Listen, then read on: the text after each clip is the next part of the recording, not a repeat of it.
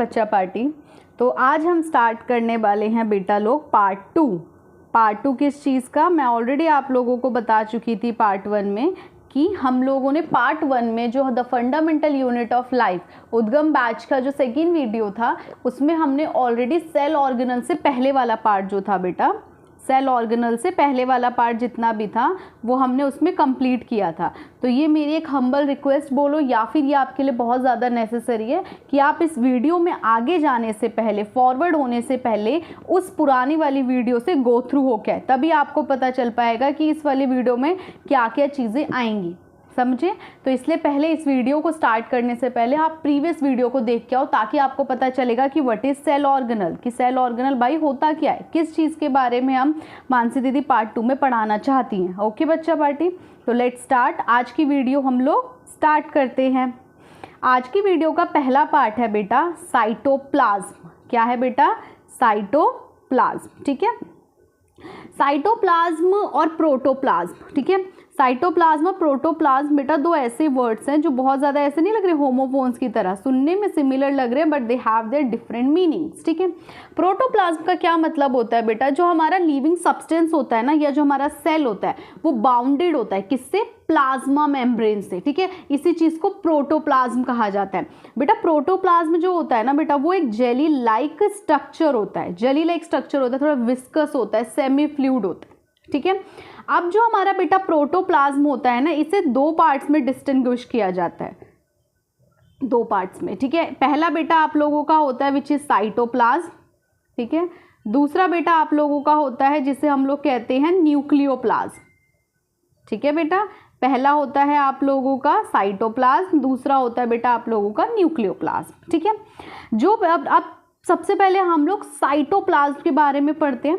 Cytoplasm जो होता है ना बेटा वो किसका पार्ट होता है? प्रोटोप्लाज्म का पार्ट होता है। किसका होता है? प्रोटोप्लाज्म का। ठीक है, अब इसमें आपको क्या जानना है बेटा कि जो हमारा साइटोप्लाज्म होता है वो प्लाज्मा मेम्ब्रेन, ये अगर हमारी प्लाज्मा मेम्ब्रेन है और ये हमारी न्यूक्लियर मेम्ब्रेन है। ठीक है बेटा, प्लाज्मा मेम्ब्रेन और न्यूक्लियर मेम्ब्रेन के बीच का जो स्पेस होता है ना बेटा ये साइटोप्लाज्म होता है। ठीक है, इसमें जो चीज़ें आपको ध्यान रखनी है बहुत ज़रूरी है कि 90% तो बेटा इसके अंदर वाटर मिलता है। क्या मिलता है? 90% वाटर मिलता है बेटा। इसमें 7% आप लोगों को मिलता है प्रोटीन। ठीक है, क्या मिलता है? 7% प्रोटीन, और जो बाकी का 2% है और 1% बचता है, 2% बेटा ये कार्बोहाइड्रेट में विच मीन्स कार्ब्स में चला जाता है और लिपिड्स में चला जाता है। ठीक है, अब बाकी कितना बचा बेटा? 1%। ये जो बेटा आपका 1% होता है ये इनऑर्गेनिक मटेरियल्स में चला जाता है, जैसे कि बच्चा पार्टी विटामिन्स, मिनरल्स, इन सारी चीज़ों के अंदर ये चला जाता है। ठीक है बच्चे, तो आप साइटोप्लाज्म के बारे में हम थोड़ा सा जान लेते हैं कि बेटा साइटोप्लाज्म क्या होता है। साइटोप्लाज्म बेटा हमारा एक लिविंग सब्सटेंस है जो कि बाउंडेड बाय प्लाज्मा मेम्ब्रेन, ये हम ऑलरेडी पढ़ चुके हैं, प्रोटोप्लाज्म। ठीक है, प्रोटोप्लाज्म को डिस्टिंग्विश किया जाता है साइटोप्लाज्म और न्यूक्लियोप्लाज्म के अंदर, ये भी चीज़ मैं आप लोगों को ऑलरेडी बता चुकी हूँ। ठीक है बेटा, जो हमारे साइटोप्लाज्म होते हैं ना, जैसे इसको ना बहुत ईजिली समझ सकते हो, ध्यान से सुनना, ये आपकी ना एक खाने की बेटा प्लेट है।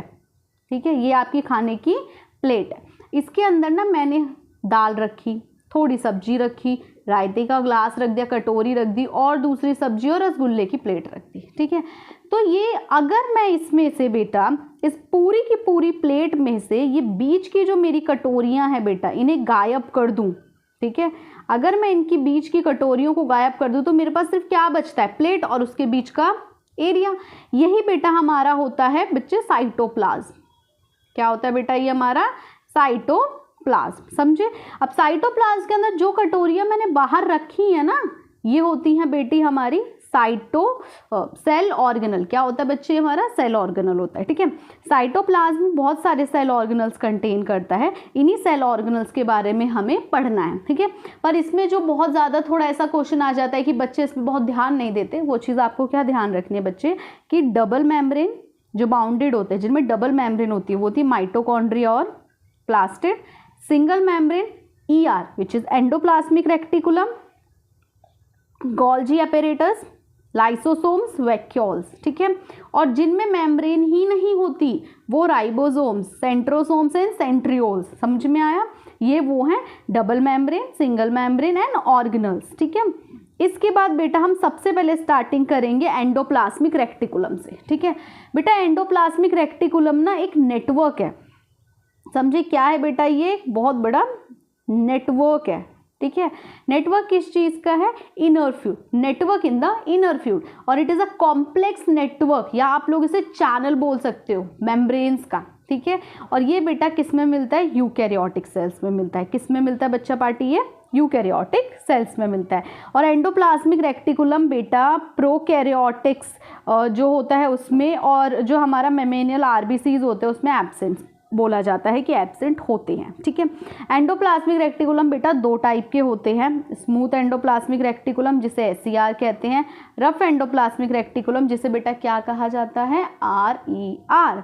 जो हमारा देखो अब मैं आपको बताती हूँ, जैसे आपको बहुत सुंदर सी ड्राइंग दिख रही होगी, न्यूक्लियस है बेटा, वो वाला ER का पार्ट जिसके ऊपर राइबोसोम्स नहीं होते वो हमारा स्मूथ होता है, स्मूथ सरफेस, जहाँ पे कंकड़ और ये सब नहीं हो, स्मूथ सरफेस होता है। तो जहाँ पे राइबोसोम्स नहीं होंगे वो स्मूथ सरफेस होगा, which means smooth endoplasmic reticulum. पर वहीं एक और एंडोप्लाज्मिक रेक्टिकुलम बेटा ऐसा होगा जिसमें बहुत सारे क्या होंगे बेटा? हमारे राइबोसोम्स होंगे। तो वो हमारे थोड़े कंकर पत्थर आ गए, तो बेटा ये अब मेरा क्या हो गया? ये मेरा हो गया रफ एंडोप्लाज्मिक रेक्टिकुलम। समझे बेटा? रफ एंडोप्लाज्मिक रेक्टिकुलम में बाहर बेटा राइबोसोम्स प्रेजेंट होते हैं, ये चीज़ आपको ध्यान रखनी है, ठीक है। अब एक बार हम इसी के लिए SCR और RER में डिफरेंस पढ़ लेते हैं। पता होना चाहिए कि अगर ER के दो पार्ट हैं तो वो अलग अलग क्यों है, किस तरीके से उन्हें हम डिफ्रेंशिएट कर सकते हैं। पहला SCR बेटा वेसिकल से और ट्यूब्यूल से मिलके बनता है। ये बेटा क्रिस्टीनिया मतलब फ्लैट सैक की तरह कुछ बनता है, ठीक है। ये वाला जो है हमारे आर्यर देख रहे होगे आप लोग, ये थोड़ा सा क्रिस्टीनियन से बने हैं। जो मेम्ब्रेन होती है SCR की बेटा वो स्मूथ होती है, क्यों? क्योंकि उसमें क्या नहीं होते? राइबोसोम्स नहीं होते। वहीं बेटा जो RER की होती है वो रफ होती है, क्योंकि वहाँ पे बेटा क्या प्रेजेंट होते हैं? राइबोसोम्स प्रेजेंट होते हैं। यहाँ पे प्रोटीन सिंथेसिस नहीं होता, यहाँ पे प्रोटीन सिंथेसिस होता है। SCR जो होता है वो secretion of lipid and steroids होते हैं, ठीक है। पर जो हमारा RER होता है ना, ये मटेरियल का या फिर हमारे प्रोटीन का ट्रांसपोर्ट करती है। और SCR की बहुत इंपॉर्टेंट चीज़ जो बेटा आप लोगों को पता होनी चाहिए वो ये है कि ये पॉइजन्स, ड्रग्स और हमारे जितने भी ऑर्गेनिक मॉलिक्यूल्स होते हैं उनको टॉक्सिफाई करती है। जैसे कि पॉइजन को हटाना, वो हमारे शरीर में पूरी तरीके से काम ना कर पाए, ठीक है। इसका ऐसा कोई भी काम नहीं होता, मतलब RER इस तरीके से कोई भी काम बेटा नहीं करती है। इसके बाद बच्चा हमारा आता है गोल्जी अपैरेटस। क्या आता है बेटा हमारा? Golgi apparatus. गोल्जी अपैरेटस जो था ना वो किस साइंटिस्ट ने बेटा डिस्कवर किया था? कैमिलो गोल्जी ने 1989 में, ठीक है। ये एक ना स्पेशलाइज पोर्शन होता है स्मूथ एंडोप्लाज्मिक रेक्टिकुलम का, ठीक है। और ये हमारे यूकैरियोटिक सेल्स में मिलता है, पर किस में नहीं मिलता? RBC में नहीं मिलता, ठीक है बेटा, ये RBC में नहीं मिलता। अब फंक्शंस ऑफ गोल्जी अपैरेटस पढ़ना है। गोल्जी अपैरेटस का फंक्शन क्या होता है बेटा? देखो अब मैं आप लोगों को समझाती हूँ एक तरीके से। देखो एक जगह क्या हुआ, कंपनी खोली गई, तो एक जगह कंपनी में मैन्युफैक्चर हो रहा है, फिर उसी चीज़ को ट्रांसपोर्ट किया जा रहा है, एक जगह रॉ मटेरियल लिए जा रहे हैं। तो ये सारी चीज़ें बेटा अलग अलग कंपनी के पार्ट होते हैं ना, समझे। इसी तरीके से बेटा जो हमारा गोल्जी अपैरेटस होता है वो किससे सिंथेसिस होता है? सेल वॉल से, plasma membrane, lysosomes, polysaccharides and glycoprotein से, ठीक है। ये बेटा सिक्रेशन करता है म्यूकस का, एंजाइम्स का, हार्मोन्स का, ओके। और यहाँ पर बेटा एक्रोसोम्स भी होते हैं। यहाँ पर पता है एक स्पर्म होता है, उसके ऊपर में लेयर होती है एक्रोसोम, ठीक है। उसका भी फॉर्मेशन यही करते हैं। सेल प्लेट जो सेल डिवीजन, प्लांट सेल में सेल डिवीजन होती है, उसमें भी यही चीज़ बेटा हेल्प करती है, समझे। अब इसमें मैं एक और चीज़ जो आप लोगों को बताना चाहती हूँ बेटा, गोल्जी अपैरेटस जो होता है ना बेटा, इसमें ना आप ध्यान से अगर इसके स्ट्रक्चर को देखो सबसे पहले, ठीक है, ध्यान से इसके स्ट्रक्चर को देखो। यहाँ पर बेटा दो तरीके के फेज होते हैं, एक होता है बेटा आपका सिस फेज, एक होता है बेटा आपका ट्रांस फेज, ठीक है, समझे। यहाँ पर अब जो हमारा सिस फेज होता है ना वो थोड़ा सा स्मॉल स्टॉक्स में होता है, सिस फेज हमारा छोटे छोटे स्टॉक्स में होता है, पर जो बेटा ट्रांस फेज होता है ना वो हमारा बहुत बड़े स्टॉक्स में होता है, ये चीज़ ध्यान रखना। और ये जो होता है बेटा इसे कहते हैं क्रिस्टेनियाई, और ये जो हमारे सेक्रेटरी वेसिकल्स कहलाते हैं, ठीक है, जो सिक्रेशन में हेल्प करते हैं। यहाँ पर ट्रांसपोर्ट होता है, ठीक है। मेनली गोल्जी एपरेटस एक ऐसी कंपनी है हमारी जहाँ पर बेटा ट्रांसपोर्टेशन का काम होता है। अगर मेरा प्रोटीन यार्ड ने बना दिया तो कोई तो होना चाहिए ना ट्रांसपोर्ट करने के लिए, तो वो बेटा कौन करता है, वो हमारा माइटोकॉन्ड्रिया करता है। ये चीज़ बहुत अच्छे से आप लोग ध्यान रखना, ठीक है। इसके बाद बेटा हमारा आता है माइटोकॉन्ड्रिया। माइटोकॉन्ड्रिया बेटा बहुत पावरफुल है, ठीक है। माइटोकॉन्ड्रिया को बेटा बोला जाता है power house of the cell, मतलब ये हमारी पूरे सेल को पावर देता है, ठीक है। माइटोकॉन्ड्रिया बेटा दोनों प्लांट एंड एनिमल सेल्स में पाया जाता है। ये 2 वॉल्ड होता है, ठीक है। आउटर माइटोकॉन्ड्रिया की जो मेम्ब्रेन होती है बेटा वो स्मूथ होती है। इनर मेम्ब्रेन थोड़ी सी फिंगर लाइक प्रोजेक्शंस होती है उसमें, जिसे क्रिस्टिया कहा जाता है। यहाँ आप ध्यान से देखो तो जो हमारी आउटर मेम्ब्रेन है वो स्मूथ है, पर जो बेटा इनर मेम्ब्रेन है उसमें देखो folded like finger like projections दिख रही हैं आप लोगों को। तो ये जो प्रोजेक्शन स्ट्रक्चर्स है इसे क्रिस्टियन कहा जाता है। ओके बच्चे, जंक्शन, ये आउटर मेम्ब्रेन, ये इनर मेम्ब्रेन। इसी के बीच में ना कुछ आपको सर्कुलर चीज़ें दिख रही होंगी बेटा, उसे ग्रैनुअल्स कहते हैं। और बाकी जो फ्लूइड मैट्रिक्स होता है वो इसमें पाया जाता है, ठीक है।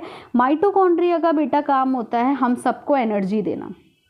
क्या देना बेटा? Energy in the form of ATP. अब आप लोग पूछोगे दीदी एटीपी क्या होता है, तो बेटा एटीपी की फुल फॉर्म होती है आप लोगों की एडिनोसाइन ट्राइफॉस्फेट। क्या होती है बेटा? सॉरी फॉर दिस, क्या होती है बेटा? एडिनोसाइन ट्राइफॉस्फेट, ठीक है। एक मिनट, फुल फॉर्म होती है एडिनोसाइन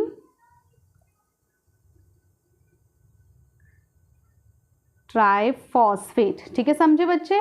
एटीपी की फुल फॉर्म होती है एडिनोसाइन ट्राइफॉस्फेट। एटीपी बेटा हमारे लिए आप बोल सकते हो कि एक इस तरीके से जैसे कि एनर्जी नहीं मिली तो हमारा सेल कुछ काम नहीं कर पाएगा, तो हमारी बॉडी भी कुछ काम नहीं कर पाएगी, समझ रहे हो, वही चीज़ इसमें होती है। ये रेस्पिरेटरी एंजाइम्स को कंटेन करता है। किसको बेटा? रेस्पिरेटरी एंजाइम्स को कंटेन करता है।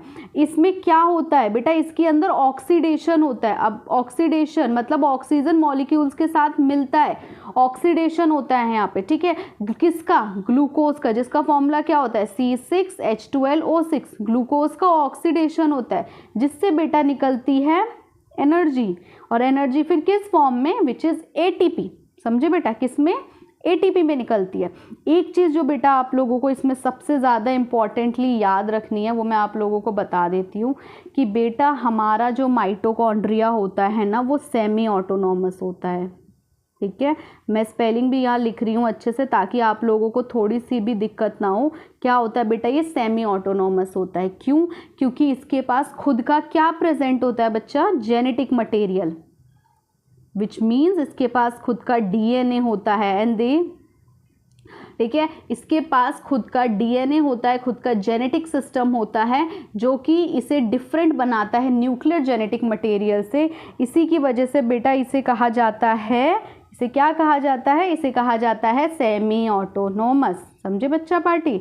इसे कहा जाता है सेमी ऑटोनॉमस। इसके बाद बेटा आता है आप लोगों का प्लास्टिड। प्लास्टिड क्या होता है बेटा? प्लास्टिड हमारा किचन ऑफ द सेल होता है। क्या होता है बेटा? किचन ऑफ द सेल, ठीक है। प्लास्टिड किचन का मतलब क्या होता है? किचन क्या होता है? जहाँ पे खाना बनता है, ठीक है। तो ये किचन ऑफ द सेल होता है। ये भी बेटा हमारा डबल मेम्ब्रेन स्ट्रक्चर होता है, ओवल, स्फेरिकल और डिस्कॉलिडल शेप का होता है। मेनली ये ना 3 टाइप के होते हैं। क्लोरोप्लास्ट होता है बेटा, उसके बाद आपका आ जाता है क्रोमोप्लास्ट, फिर आ जाता है बेटा आपका लीकोप्लास्ट, ठीक है।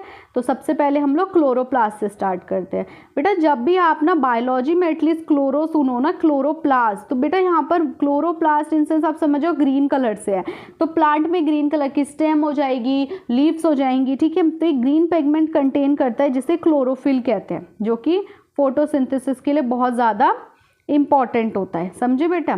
तो यहाँ पर क्या होता है, जो क्लोरोप्लास्ट है उसके इनसाइड पे कलरलेस कुछ ग्राउंड मैट्रिक्स मिलते हैं। यहाँ पर आपको ध्यान से दिख रहा होगा, ठीक है। अब क्या होता है, यहाँ पर जो मैट्रिक्स होते हैं इससे पहले वाले को कहा जाता है स्ट्रोमा, जो एक्वस फ्लूइड होता है जिसमें, ठीक है।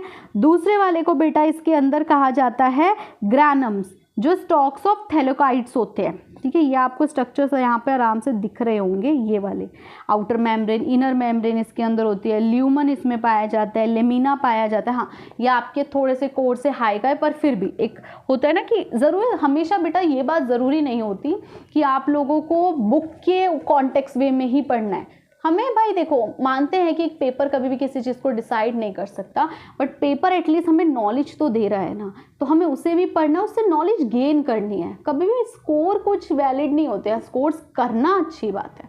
मैं हमेशा अपने स्टूडेंट्स को भी यही कहती हूँ कि बेटा देखो, स्कूल्स में एग्ज़ाम इसलिए नहीं होते कि आप लोगों को अगर किसी के 90 आ रहे हैं, किसी के 91 आ रहे हैं तो 90 वाला पीछे हो गया, नहीं। एटलीस्ट आप ये देखो कि 91 वाले में ऐसा डिटर्मिनेशन कहाँ से आया, वो भी सेम स्टैंडर्ड का बच्चा है। हम कंपैरिजन नहीं करते कभी कि 91 आए 90 आए, नहीं, उससे मार्क्स की कंपैरिजन मत करो। उससे कंपैरिजन ये करो कि हाँ, अगर वो बच्चा इतने ज़्यादा कंपटीशन के अंदर, इतनी सारी चीज़ों के अंदर अपने गेम को भी मेंटेन कर रहा है, अपनी हर चीज़ को मेंटेन कर रहा है, ठीक है, तो हम क्यों नहीं कर सकते? Why we not? समझे? हम हर चीज़ कर सकते हैं। We can do anything. समझे बच्चा party? We can do anything, ठीक है।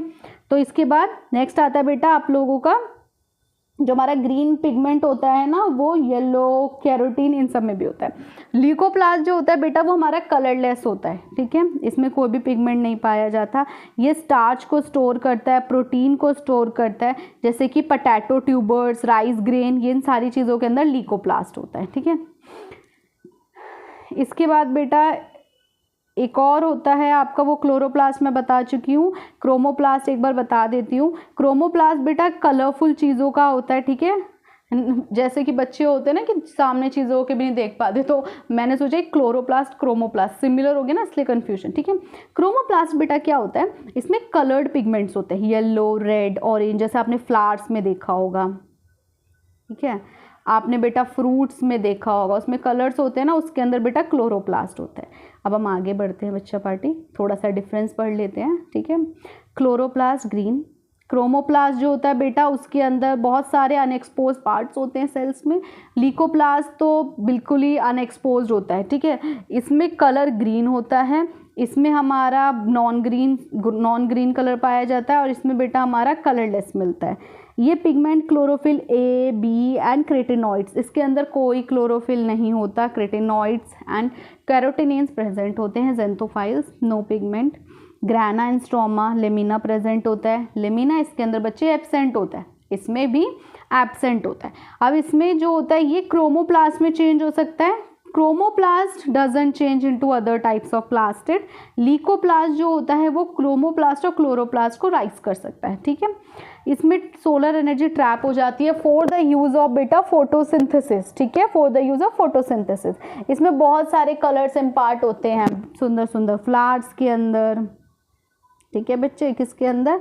फ्लावर्स के, सुंदर सुंदर फ्रूट्स के अंदर, इन सब चीज़ों के अंदर। इसमें कार्बोहाइड्रेट, प्रोटीन और ऑयल्स को स्टोर किया जाता है, ठीक है बच्चे। इसके बाद बेटा हम पढ़ते हैं वैक्यूल के बारे में। किसके बारे में बेटा? वैक्यूल के बारे में। वैक्यूल हमारा फ्लूइड फिल्ड मेम्ब्रेन होता है, ठीक है, जो कि एक क्लियर स्पेस रखता है साइटोप्लाज्म और उसमें, जैसे कि आप यहाँ ध्यान से देखो, ये आपका पूरा का पूरा पार्ट बेटा वैक्यूल है जो प्लांट्स में बड़ा होता है, ठीक है। इसमें क्या होता है, ये फिल्ड होता है वाटर से, बहुत सारे शुगर, कार्बोहाइड्रेट, पिगमेंट और इन सारी चीज़ों से सॉल्यूशन में, ठीक है। ये जो मेम्ब्रेन होता है वैक्यूल के साइड में, यहाँ जो लेयर है इसकी, ये मैं ब्लैक कलर से शो कर रही हूँ, जो लेयर है बेटा वैक्यूल की, इसे बेटा कहा जाता है टोनोप्लास्ट। क्या कहा जाता है बेटा इसे? टोनोप्लास्ट, ठीक है, इसे टोनोप्लास्ट कहा जाता है। इसमें क्या होता है, जैसे जैसे जो प्लांट सेल होते हैं मैच्योर होते हैं, ये थोड़ा लार्ज वैक्यूल ऑक्यूपाई कर लेते हैं सेंटर पार्ट में, ठीक है। अब यहाँ पर क्या होता है, इन वैक्यूल्स में सैप वैक्यूल्स भी होते हैं। एनिमल सेल्स में वैक्यूल मोस्टली एब्सेंट बोल दिया, बहुत छोटा होता है, ठीक है, बहुत ज़्यादा छोटे पार्ट में होता है। Food vacuoles and contractile vacuoles unicellular animals में मिलते हैं, जैसे अमीबा में या पैरामीशियम में। जैसे मैंने आप लोगों को ऑलरेडी बताया था ना, अमीबा खुद ही खुद अपनी शेप चेंज करके अपने फूड को इनग्लव कर लेता है, ठीक है, जब हमने फैगोसाइटोसिस एंडोसाइटोसिस पढ़ा था, समझे बच्चे। अब आता है बेटा फंक्शंस ऑफ लाइसोसोम्स, ठीक है। लाइसोसोम्स का बच्चे क्या काम होता है? वैक्यूल का क्या काम होता है? वैक्यूल टर्जिडिटी देता है। टर्जिडिटी का मतलब होता है थोड़ा स्ट्रेंथ देगा, उस चीज़ को सपोर्ट करेगा। स्टोरेज में बेटा हेल्प करता है। ऑस्मो रेगुलेशन, और जो हमारा एक्सक्रीटरी वेस्ट होता है ना, उसे ये बेटा बाहर निकालता है। और सबसे इंपॉर्टेंट, ये वाटर मेंटेनेंस में बहुत ज़्यादा हेल्पफुल है। ठीक है। ऑस्मोटिक कंसंट्रेशन का मतलब होता है कंसंट्रेशन में इक्विलिब्रियम होना, उस चीज़ में बहुत ज़्यादा इंपॉर्टेंट है। डाइजेशन के लिए फूड वैक्यूल्स इन प्रोटोप्लाज्म डाइजेशन में बहुत ज़्यादा बेटा हेल्प करते हैं। इसके बाद हमें पढ़ना है बेटा लाइसोसोम्स। लाइसोसोम्स को कहा जाता है सुसाइडल बैग। अब इसे सुसाइडल बैग क्यों कहा जाता है, ये क्वेश्चन है, इसका आंसर हम ढूंढते हैं। लाइसोसोम्स बेटा एनिमल सेल्स में मिलता है। There spherical and sac like structure होता है, ये याद रखना, सिंगल मेम्ब्रेन होता है। इसमें बहुत सारे डाइजेस्टिव एंजाइम्स होते हैं which are synthesis in RER। ठीक है। अब यहाँ क्या होता है, when release the enzymes bring about digestion of various cytoplasmic structures. बहुत सारे साइटोप्लाज्मिक स्ट्रक्चर्स के डाइजेशन में बहुत ज़्यादा हेल्प करता है। अब बेटा इसमें क्या होता है ना, काफ़ी बार ऑटो डाइजेशन कर लेता है। अगर इसकी कोई सेल खराब हो गई तो ये क्या करता है, खुद में ऑटो डाइजेशन कर लेता है। इसी वजह से इसे बेटा सुसाइडल बैग कहा जाता है। फंक्शंस होते हैं, लाइसोसोम्स बेटा प्रोटेक्ट करता है बैक्टीरिया और वायरस से। खुद के जो पुराने सेल्स होते हैं उन्हें खा लेता है, जिसे ऑटोलाइसिस कहा जाता है। क्या कहा जाता है बेटा, उसे कहा जाता है बेटा ऑटोलाइसिस। ठीक है, ऑटोलाइसिस। ये digest the food, store food even on organelles को खा लेता है जब उसे भूख लगती है, ऑटोफेगी कहते हैं उस चीज़ को। They provide energy. ठीक है। When a cell is design to die, जब सेल मरने वाला होता है ना, तो ये अपने पूरे के पूरे होल सेल को इसके एंजाइम्स खा लेता है, जिसे ऑटोलाइसिस कहते हैं। ऑलरेडी बता चुकी हूँ। लाइसोसोम इंट्रासेलुलर डाइजेशन में बहुत ज़्यादा बेटा हेल्प करता है। अब थोड़ा सा राइबोसोम के बारे में बेटा पढ़ लेते हैं। मैंने आपको ऑलरेडी राइबोसोम SCR और RER में बताया, पर बेटा राइबोसोम्स ना हमारा प्रोटीन की फैक्ट्री होती है। ठीक है। राइबोसोम्स स्मॉल भी होते हैं, स्फेरिकल शेप में भी होते हैं। ठीक है। इसमें कोई मेम्ब्रेन नहीं होती बेटा, और ये एंडोप्लाज्मिक रेक्टिकुलम के सरफेस पे मिलते हैं। मैंने आप लोगों को ऑलरेडी बताया था। और ये RER पे मिलते हैं, स्मूथ पे नहीं मिलते, RER पे मिलते हैं। और ये हमारी फैक्ट्री होती है। प्रोटीन फैक्ट्री बेटा किसे कहा जाता है, राइबोसोम को कहा जाता है। अब थोड़ा सा सेंट्रोसोम्स और सेंट्रियोल्स के बारे में पढ़ते हैं। ठीक है। सेंट्रोसोम्स ना बेटा किसी भी मेम्ब्रेन के द्वारा बाउंड नहीं होते, पहली बात तो। ठीक है। और ये एनिमल सेल्स में मिलते हैं। ठीक है। कुछ लोअर प्लांट्स में भी मिल जाते हैं। ये न्यूक्लियस के नीचे होते हैं। ठीक है। और ये सबसे ज़्यादा बेटा हेल्प करता है ड्यूरिंग सेल डिवीजन, माइग्रेट हो जाता है अपोजिट पोल्स पे। ये कुछ थ्रेड लाइक स्ट्रक्चर्स होते हैं। ठीक है। ये आएगा सेंट्रोसोम। स्पिंडल फाइबर्स की तरह होते हैं सेल डिविजन्स में, ये बेटा बहुत ज़्यादा हेल्प करते हैं। ठीक है। किसमें, सेल डिवीजन में। हमारे ना बेटा दो तरीके के सेल्स होते हैं, प्रोकैरियोटिक और यूकैरियोटिक। ठीक है। प्रोकैरियोटिक और यूकैरियोटिक में सबसे इंपॉर्टेंट जो चीज़ होती है बेटा जानना। ठीक है। यूकैरियोटिक की जो हमारी न्यूक्लियस होती है ना, उसके ऊपर उसकी न्यूक्लियर मेम्ब्रेन प्रेजेंट होती है। इस पर बेटा न्यूक्लियर मेम्ब्रेन प्रेजेंट नहीं होती। प्रोकैरियोटिक, वर्ड प्रो का मतलब होता है बेटा प्रिमिटिव, क्रियॉन्स का मतलब न्यूक्लियस। ठीक है। ये बैक्टीरिया और साइनोबैक्टीरिया के अंदर मिलते हैं, which is known as blue green algae. Eukaryotic का मतलब ट्रू और न्यूक्लियस, जो कि एनिमल, प्लांट्स, इन सारी में मिलते हैं। बट फंगई और ब्लू ग्रीन एल्गी के अंदर बेटा ये चीज़ें नहीं मिलती। ठीक है। इसको थोड़ा सा एक बार देखते हैं। प्रोकैरियोटिक का सिंपल स्ट्रक्चर होता है, यूकैरियोटिक का कॉम्प्लेक्स। खुद की बॉडी देख लो, अमीबा की बॉडी देख लो। ठीक है। No prominent nucleus, prominent nucleus होता है। स्मॉल साइज होता है प्रोकैरियोटिक का, लार्ज साइज होता है। सेल वॉल्स जो होती है ना बेटा, वो पेप्टिडोग्लाइकन से मिलके बनती है, और ये चिट्ठिन और सेल्यूलोज से मिलके बनती है। राइबोसोम स्मॉल होते हैं, लार्ज होते हैं। ये यूनिसेलुलर होते हैं, और ये यूनि और मल्टीसेलुलर बोथ हो सकते हैं। इसमें कोई मेम्ब्रेन नहीं होती, इसके अंदर मेम्ब्रेन होती है। आर के बैक्टीरिया और बैक्टीरिया या प्लांट और ये सारी। अब जो बीच में बेटा पार्ट है ना, ये जो मैंने ये इस तरीके से दिया, ये इन दोनों के अंदर होता है। मतलब दोनों में DNA होगा, दोनों में राइबोसोम्स होंगे, दोनों के अंदर सेल मेम्ब्रेन होगी, और दोनों ही बेटा साइटोप्लाज्म को कंटेन करेंगे। न्यूक्लियस और न्यूक्लॉइड के बीच में डिफरेंस देख लेते, क्योंकि काफ़ी बार बेटा कौन सा डिफरेंस आ जाए वी डोंट नो। ठीक है। न्यूक्लियस बेटा जो होता है लार्ज इन साइज होता है, न्यूक्लियड उससे कंपैरेटिवली स्मॉल होगा। ठीक है। ये डबल मेम्ब्रेन कवर्ड है। ये जो कवरिंग होती है एब्सेंट होती है। यहाँ न्यूक्लियस प्रेजेंट है, यहाँ पर एब्सेंट है। यहाँ पे डीएनए कंटेंट जो होता है 2 और मोर डीएनए मॉलिक्यूल्स पाए जाते हैं या सिंगल डीएनए होता है, ठीक है। यहाँ पे डीएनए जो होता है वो क्रोमेटिन फॉर्म करता है, यहाँ पे हिस्टोन्स नहीं होते बेटा, ठीक है, यहाँ पे हिस्टोन्स नहीं होते। एनिमल सेल्स और प्लांट सेल बेटा, एनिमल सेल और प्लांट सेल क्या होता है? एनिमल सेल और प्लांट सेल के बीच में डिफरेंस बहुत इंपॉर्टेंट है। एनिमल सेल में सेल वॉल नहीं होती, प्लांट सेल में सेल वॉल होती है। इसमें क्लोरोप्लास्ट नहीं होता क्योंकि इसमें कलर्स और इन सब चीज़ों में नहीं होते हैं, यहाँ पे क्लोरोप्लास्ट होता है। वैक्यूल छोटा होगा या तो होगा ही नहीं। प्लांट सेल में वैक्यूल बेटा लार्ज होता है। न्यूक्लियस प्रेजेंट होता है इन द सेंटर, यहाँ पर एक न्यूक्लियस थोड़ा ऐसा लगता है पोस्ट किया गया एक वन साइडेड, ठीक है। यहाँ पे लाइसोसोम्स होगा, सेंट्रियोल्स होंगे, इरेगुलर शेप होगी, ठीक है। अब यहाँ पर दोनों में जो चीज़ें होती हैं, न्यूक्लियस होगा, माइटोकॉन्ड्रिया होगा, क्योंकि बेटा दोनों को एनर्जी की ज़रूरत है, ठीक है। साइटोप्लाज्म होगा, गोल्जी अपरेटस, ईआर, राइबोसोम्स, ये दोनों के अंदर बच्चे पार्टी प्रेजेंट होते हैं। ये डायग्राम बहुत देख लो, बहुत बहुत प्रिटी सा डायग्राम है। ये हमारा बेटा एनिमल है, ठीक है बच्चे, और ये बेटा हमारा प्लांट सेल का डायग्राम है। प्लांट सेल में आप ध्यान से देखो, डबल मेम्ब्रेन दिख रही है। डबल मेम्ब्रेन मतलब एक हमारा सेल मेम्ब्रेन है, दूसरी हमारी सेल वॉल है, ठीक है बच्चे। इसके बाद थोड़ा सा सेल डिवीजन। सेल डिवीजन में जैसे आपको जब बीच में हमारी स्लाइड्स आ रही थी, मैं आपको ऑलरेडी बता भी रही थी कि मियोसिस माइटोसिस क्या होता है बेटा। पहले तो समझ लो, हमारी ना 2 तरीके की सेल्स होती हैं बेटा। एक होती है हमारी सोमैटिक सेल्स, ठीक है, एक होती है हमारी जर्म सेल्स। सोमैटिक सेल्स वो सेल्स जो कि रिप्रोडक्शन में हेल्प नहीं करती, वो सिर्फ ग्रोथ में हेल्प करती हैं। जैसे बच्चा छोटा होता है, हाथ छोटा होता है, धीरे धीरे बड़ा होता है तो हाथ का साइज भी बड़ा होने लगता है, तो सोमैटिक सेल्स ग्रो कर रही हैं। जर्म सेल्स बेटा सिर्फ तब ग्रो करती हैं जब रिप्रोडक्शन का काम होता है, ठीक है। जैसे स्पर्म और एग मिला तो जाइगोट बना ना बेटा, तो यहाँ पर जो डिवीजन हो रही है ना वो हमारी जर्म सेल्स की हो रही है, तो वो हमारा जर्म सेल्स की बात आ जाती है, ठीक है। सेल डिवीजन बेटा हर लिविंग ऑर्गेनिजम्स में होती है, इसमें से डॉटर सेल्स प्रोड्यूस होती हैं, ठीक है। सेल डिवीजन माइटोसिस और मियोसिस 2 तरीके के होते हैं। माइटोसिस जिसे माइटोटिक सेल डिवीजन भी कहा जाता है बेटा, इसके अंदर क्या होता है, 2 आइडेंटिकल डॉटर सेल्स बनती हैं, सेम बिल्कुल सिंगल सेल से, ठीक है। जो डॉटर सेल्स होती हैं सेम नंबर ऑफ क्रोमोसोम्स होते हैं पेरेंट्स की तरह ही, ठीक है, और ये सिर्फ और सिर्फ ग्रोथ और रिपेयर में काम करती है। आपकी बॉडी में कहीं चोट लग गई या फिर बॉडी की ग्रोथ हो रही है, सिर्फ उसमें काम करती है।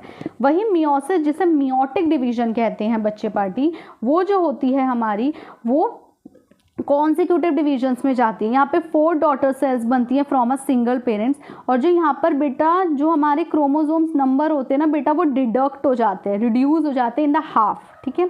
मियोसिस सिर्फ जर्म सेल्स में होती है, as I told you, gamete formation के टाइम पर।